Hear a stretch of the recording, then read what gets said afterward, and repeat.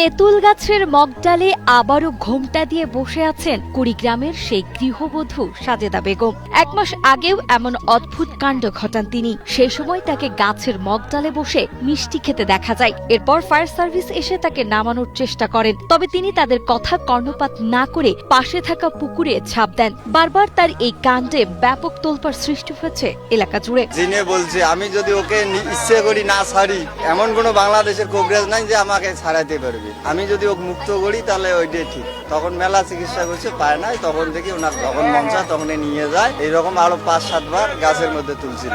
ঘটনাটি ঘটেছে কুড়িগ্রামের উলিপুরের গোড়াই আনন্দবাজার এলাকায়। জানা যায় সোমবার 8 জুন সকালে স্থানীয় এক ব্যক্তি ওই গৃহবধূকে পুনরায় ঘোমটা দিয়ে তেঁতুল গাছের মগডালে বসে থাকতে দেখেন। পরবর্তীতে তিনি ওই নারীর পরিবারকে খবর দিলে মুখে মুখেই এই ঘটনার চারিদিকে ছড়িয়ে পড়ে। এই খবর ছড়িয়ে পড়লে গাছের ডালে বসে থাকা নারীকে এক নজর দেখতে ভিড় জমায় বিভিন্ন বয়সের নারী পুরুষ। পরে পুকুর পাড়ে মানুষের ভিড় দেখে ডাল বেয়ে পুকুরের পানিতে লাফ দেন গৃহবধূ সাজেদা বেগম। এরপর বুক সমান পানি পেরিয়ে কিনারায় উঠে আসেন তিনি। 2-3 ঘন্টা থাকার পর গাছ থেকে আবার নামলো।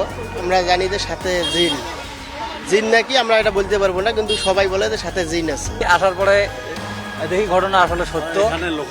তো এখানে আমরা আসার 10-15 মিনিট পর ওই গাছের আগাল থেকে নামছি আর কি। তো এই ঘটনাটা আসলে একটু অস্বাভাবিক।